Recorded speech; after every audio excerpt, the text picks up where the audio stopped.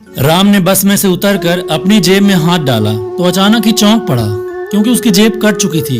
वैसे जेब में था भी क्या, कुल 90 रुपए और एक खत जो उसमें लिखा था कि माँ अभी मेरी नौकरी छूट गई है, इसलिए मैं अभी पैसे नहीं भेज पाऊंगा।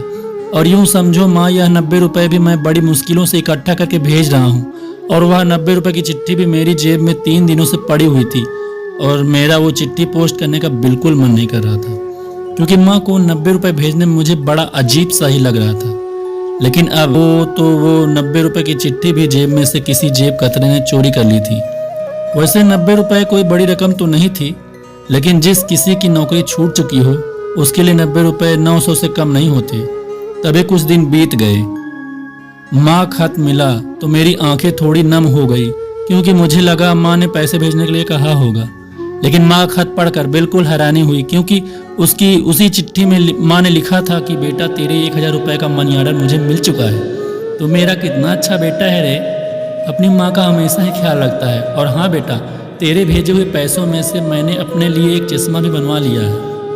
बड़ी सोच में पड़ गया कि माँ को 1000 रुपये का मनी ऑर्डर किसने भेजा होगा। तभी कुछ दिनों के बाद राम को एक चिट्ठी और मिली, जिस चिट्ठी में बहुत ही बुरी राइटिंग में कुछ लिखा हुआ था। जब जैसे तैसे उस चिट्ठी को पढ़ा तो उसमें लिखा हुआ था कि भाई 90 रुपये तुम्हारे और 910 रुपये हमारी तरफ से मिलाकर मैंने तुम्हारी माँ को मनी ऑर्डर करके पैसे भेज दिए हैं। पैसों की फिक्र मत करना दोस्त, माँ तो सबकी एक जैसी ही होती है, तो वो भूखी क्यों रहे।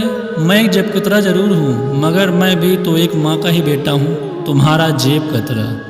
कहानी कैसी लगी दोस्तों? अगर अच्छी लगी हो तो लाइक शेयर सब्सक्राइब जरूर कर दीजिएगा। धन्यवाद।